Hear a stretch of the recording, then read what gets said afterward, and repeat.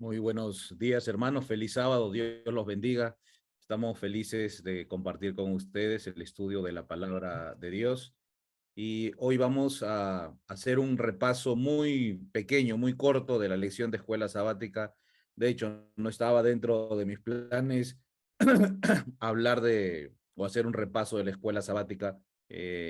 Al igual que el sábado pasado, íbamos a hacer un estudio sobre un tema en especial, pero creo que tenemos un poco de tiempo y podemos hablar un poco de la lección de escuela sabática. Como les decía, no estaba en mis planes hacer un repaso y por eso no tengo imágenes y textos bíblicos armados en un PPT para poder presentar.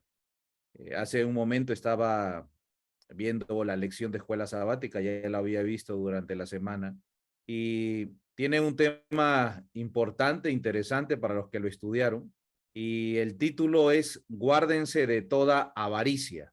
Guárdense de toda avaricia. No, ya no es muy común tener la lección de escuela sabática física. La práctica general ahora es tenerla digitalizada en PDF y es así como se usa.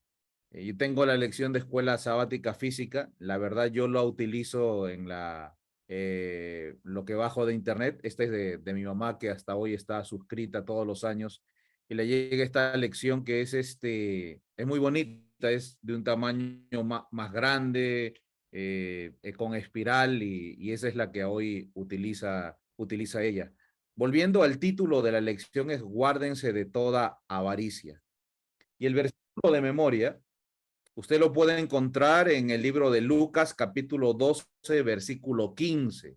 Si alguna hermana, y digo hermana porque ya conocemos que las hermanas son las que la aprenden, aprendió el versículo, puede decirlo, por favor. Puede abrir su micro, feliz sábado, y poder decir el versículo de memoria. Lucas 12:15 es el versículo que se encuentra para repetirlo de memoria. Si lo tiene, ¿alguien lo aprendió? Feliz sábado, hermano Isaías. Feliz sábado, hermana. Dios la bendiga. Amén. Y les dijo, cuidado, guárdense de toda avaricia, porque la vida del hombre no depende de los bienes que posean. Lucas 12:15. Gracias, hermana. Amén. ¿Alguien más quiere repetir el texto? Según la... Yo, Adelante, hermanita, hermana. Adelante, hermana. feliz sábado. Lucas 12:15.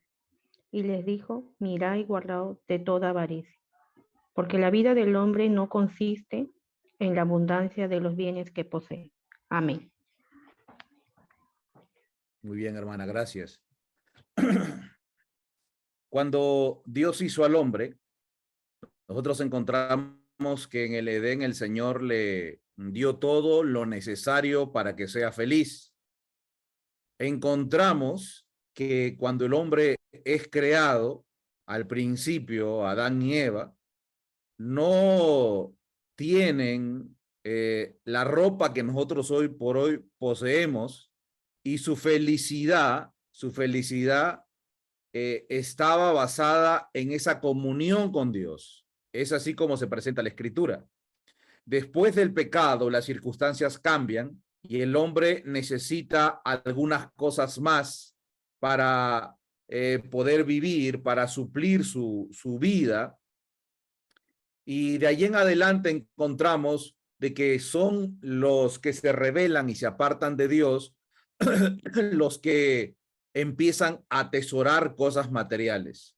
La sierva del Señor presenta en en estos capítulos que se llaman el diluvio, la semana literal, donde ella habla de que la tierra no tenía que hacerse mucho esfuerzo para encontrar los materiales preciosos, la plata y el oro. Así que era muy normal que antes del diluvio los habitantes de la tierra agarren estos materiales y empiecen a utilizarlos para armar mansiones. La sierva del Señor presenta que esto lo hacían para su gloria, no para la gloria de Dios. Se le empezó a dar importancia al material. especialmente al oro. Después del diluvio, con el levantamiento de los caldeos, con Nimrod, la cultura babilónica, ellos empezaron a darle importancia al oro. Ellos, como adoradores del sol, creían que el oro era el resultado de lo que Dios, su Dios, el sol hacía. Ellos pensaban que el oro era el resultado de una iluminación de Dios, donde el sol iluminaba, ahí estaba el oro. Entonces relacionaban el oro con Dios y por eso tomaba mucha importancia. Después empezó a hacer intercambios del oro por algunas cosas y es así como lo material empieza a tomar dominio. Más adelante es la cultura griega quienes empiezan a hacer una división entre los que tienen cosas materiales y los que no tienen cosas materiales. Los que tienen cosas materiales, vamos a decir buena ropa, una buena casa y dinero, oro, plata, eran respetados. Los que no tenían, que eran parte del pueblo, tenían una clase más baja. De hecho, esto de las clases y el clasismo es obra de los seres humanos, no es la obra de Dios, donde se le da mayor importancia al que tiene más cosas materiales y se tiene en menor estima al que tiene menos cosas materiales. Esta idea que se fortaleció durante en la cultura griega pasó al pueblo de Dios. Cuando Dios creó a su pueblo, quiso que sea una nación grande, pero esta grandeza que Dios quería dar a su pueblo no era el fruto de albergar cosas materiales. Sin embargo, Dios le dio una tierra donde fluye leche y miel, pero no era la tierra en sí misma lo que iba a ser de Israel una nación grande, sino el conocimiento de Dios. Cuando nosotros abrimos la Biblia, busque su Biblia, como les dije, no puse alguna presentación y vamos al libro de Deuteronomio. Vamos al capítulo 4, Deuteronomio capítulo 4, y vamos al versículo 5, Deuteronomio capítulo 4, versículo 5. Usted puede notar que dice ahí, Deuteronomio capítulo 4, versículos 5 y 6, mirad, yo os he enseñado estatutos y derechos tal como Jehová mi Dios me mandó, para que hagáis así en medio de la tierra a cual entráis para poseerla. Guardadla pues y ponedlas por obra, porque esta es vuestra sabiduría y vuestra inteligencia ante los ojos de los pueblos, los cuales oirán todos estos estatutos y dirán, ciertamente pueblo sabio y entendido, nación grande es esta. Fíjese cómo el Señor presenta de que la grandeza de Israel, los pueblos iban a decir, ciertamente nación sabia y entendida, nación grande es esta. ¿Debido a qué? ¿A lo que tenían? ¿A las cosas materiales? ¿A las abundantes conquistas? ¿Al número de sus habitantes? ¿Al oro y la plata que sacaron de Egipto? No se menciona ninguna de ellas, sino que dice, cuando tú cumplas los estatutos, las naciones van a escucharlas. ¿Por qué van a escucharlas? ¿Quién los iba a repetir? El pueblo de Israel. Ahora, ¿por qué lo iban a repetir?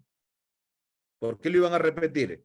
Porque de la abundancia del corazón habla la boca, es decir, que los estatutos de Dios, al estar en el corazón del pueblo de Israel, lo iban a repetir a todos los pueblos y tribus vecinas. Dios iba a premiar la fidelidad de Israel. Y esto era lo que Dios quería hacer con Israel. Dios no quería de que Israel sea un pueblito olvidado, que nadie lo conozca. Dios no condenó la grandeza que le iba a dar a Israel. Es más, Él lo promete. Cuando nos vamos al mismo libro de Deuteronomio y leemos las bendiciones y las maldiciones, Dios promete a Israel grandeza. Dios le dice, te quiero poner como cabeza y no como cola. pero tienes que ser fiel a mis mandamientos. Es decir, que Dios no condena el crecimiento de sus hijos, el reconocimiento, la ambición de ser reconocidos. Dios no lo condena de ninguna manera. Es más, eso es el premio que Dios le da a los fieles.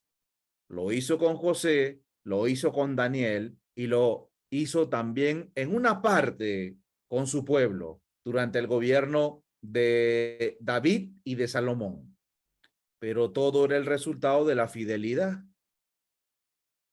Dios quería que sean un pueblo sencillo, pero en este periodo que se llama el periodo intertestamentario, entre el Antiguo Testamento y el Nuevo Testamento, que es un periodo más o menos de 400 años, ocurrió algo que finalmente hizo de que el pueblo de Israel rechazara a Jesús. Y estamos hablando de la influencia griega. Cuando me refiero a la influencia griega, estoy hablando de las ideas de la cultura griega, la cultura helenística. Ellos influenciaron en los judíos para que los judíos empezaran a vivir de esa manera. Por eso, hermanos y hermanas, cuando viene Jesús a la tierra, esta influencia griega de respetar a los que tienen, a los que se visten mejor, ya estaba arraigada dentro del pueblo de Dios. Así que los líderes judíos que tenían dinero por medio de la corrupción, que se vestían mejor, que hablaban mejor que el pueblo, eran respetados. Era tan fuerte esta idea que el pueblo tenía miedo a los dirigentes judíos. Se había enseñado de que los que tenían eran bendecidos y los que no tenían estaban en maldición. Así que Jesús viene como un humilde maestro a romper esta visión. Y él dice lo que hemos leído en el texto bíblico: la vida del hombre no consiste en tener bienes materiales. Ahora, a esto le llamamos falsa educación. Si no consiste en tener bienes materiales, ¿por qué Abraham era rico? ¿Por qué José se volvió un hombre próspero? Y puedo decir lo mismo de Daniel. Porque Dios le promete a su pueblo ser un pueblo grande, si no consiste en cosas materiales. Y aquí hay que poner siempre el orden. El mismo Jesús dijo: más busca primero el reino de Dios, su justicia, y lo demás viene por añadidura. Cuando usted lee la experiencia, por ejemplo, de Nicodemo, Nicodemo era un hombre rico, príncipe de Israel, de Judá. Pero cuando entregó su corazón a Dios, se hizo pobre.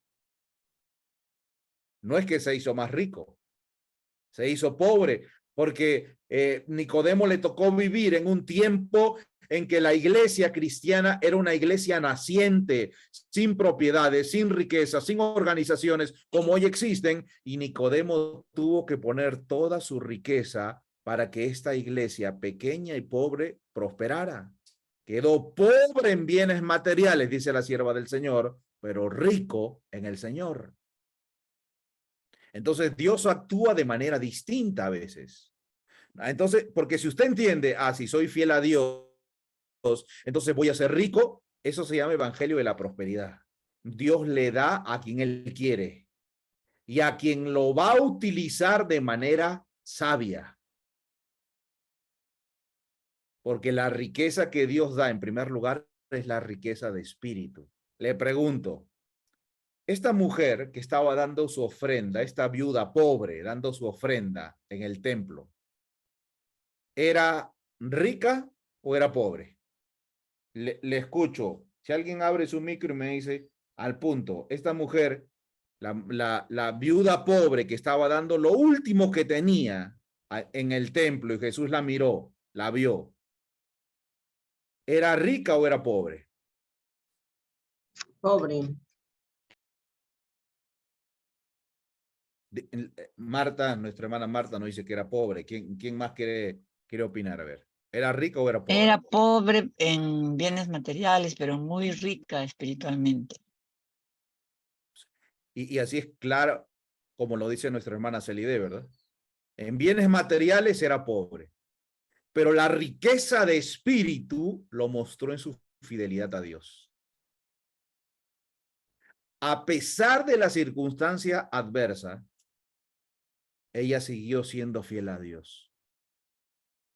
Siguió siendo fiel a Dios, y esto nos habla de una riqueza espiritual. Ahora, nosotros no sabemos qué ocurrió con esta mujer. Nosotros no lo sabemos. Quizá algún día lo vamos a saber en el cielo. Pero Dios siempre premia la fidelidad. Podría citar a otra viuda pobre. A esta viuda que solamente tenía un puñadito de harina y un poquito de aceite. Iba a ser su última tortilla. Diríamos en buen peruano, iba a ser su última cachanga. Iba a comer con su hijo y iba a morir. Y viene el profeta de Dios y le dice, dame primero a mí. Dame primero a mí. Y ella es fiel. Y fue premiada. Usted se imagina su cántaro de aceite, donde ella sacaba y sacaba y sacaba, y nunca aparecía vacío. Y tenía también su vasija donde sacaba su harina. Y sacaba harina y sacaba y nunca estaba vacío. Qué bendición tenía para comer. No sé si le alcanzaba para vender también. No lo sé. Pero Dios es así como actúa y premia toda fidelidad. Y entonces el Señor Jesús está diciendo, guárdate de la codicia. Guárdate de la codicia. Porque la vida no consiste en cosas materiales. Hoy, hermanos, en nuestra mente, influenciada por una falsa educación, hemos llegado a respetar al que tiene, al rico. Se trata con una mayor estima, con mayor respeto. Y esto es normal en la actualidad. Porque no hemos aprendido lo que el Señor ha mostrado en su palabra. De hecho, la lección nos presenta que el origen de todo el pecado, de todo el mal, de la muerte, de la enfermedad, de la injusticia, de todo lo que sufrimos, en una palabra, ¿cuál es? Dígalo usted. ¿Cuál es el origen del pecado? ¿Cuál es? Una palabra, ¿cuál es? La codicia. Lucifer codició y se originó el pecado. Ese es el centro del pecado. La semilla, lo que causó toda la destrucción. Y así que la lección de escuela sabática nos presenta, por ejemplo, el corazón de Judas. Les pregunto, ¿Judas amaba a Jesús o no? ¿Recuerdan algo? ¿Judas amaba a Jesús? ¿Sí o no? ¿Qué dicen los que están conectados? No. Sí lo amaba, pero más amaba el dinero. Dijo hermana Salide que sí amaba a Jesús, pero más amaba el dinero. ¿Sí? Eso es lo que dijo, ¿verdad? No se escuchó claro, pero eso es lo que entendí. Y lo que la hermana Celide está diciendo no nace como fruto de su idea o pensamiento. Yo pienso que ella recuerda, y si no lo recuerda, eso es lo que dice la sierva del Señor.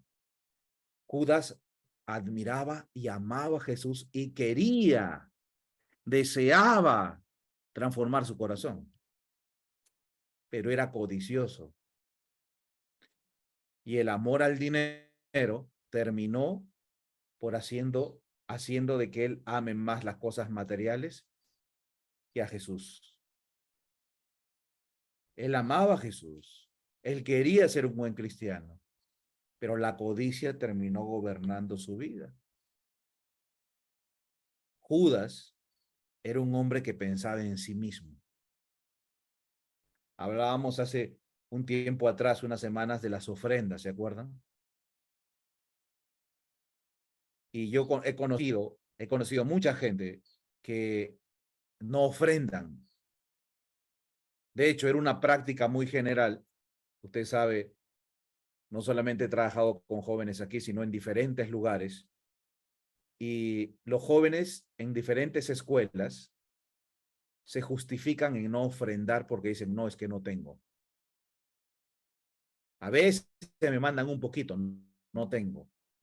Y entonces en su circunstancia no tienen para dar, pero sí tienen ese poquito para comerse alguito de vez en cuando.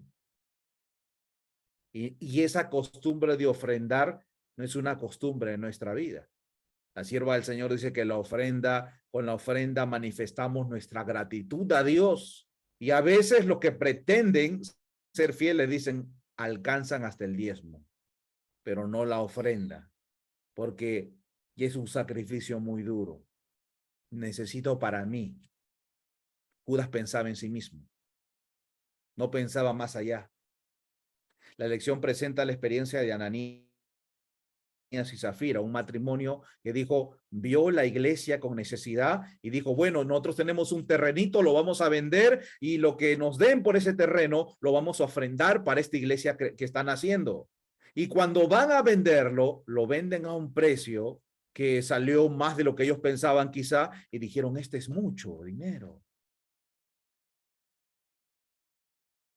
Y así que acordaron el decir que le habían dado menos de lo que habían recibido. El resultado fue la muerte de los dos. El apóstol Pedro le dice, ¿por qué mintieron a Dios? ¿Por qué hiciste una promesa de dar y después no lo diste? Y algunos aquí es que los seres humanos somos especialistas para justificar. Y entonces cuando escuchan la experiencia de Ananías y Zafira, dicen, no, yo no voy a prometer dar, no prometo, porque la Biblia dice que es mejor no prometer y no cumplir. Así que mejor no prometo porque quizás no puedo, así que mejor no me voy a comprometer para dar, y así justifican. Tarde o temprano, nuestras excusas se acabarán y todos seremos juzgados. Que Dios nos ayude. Yo les recomiendo estudiar el día jueves de la lección. Yo sé que la mayoría no lo estudia. El título, ¿Cómo vencer la codicia? Léalo, ¿cómo vencer la codicia? Esa preocupación extrema que tenemos, yo tengo que estar bien, todo para mí. Peleo por cosas. Así que léalo usted porque lo necesitamos todos. El que está diciendo en este momento, yo no lo necesito, ese es el que más lo necesita. ¿Cómo vencer la codicia? ¿Ok? Dios bendiga su palabra y quiero ahora entrar a un estudio. Les dije que quería compartir un poco la lección de escuela sabática y después de entrar a un tema. No sé si ya están cansados, si quieren cantar un himno para entrar. Vamos a poner un himno, Oscar. Vamos a ponernos de pie en casa y vamos a entrar al estudio que yo quería compartir o que vamos a compartir. Así que en casa póngase de pie, como estirando un poco el cuerpo y vamos a cantar un himno, ponme.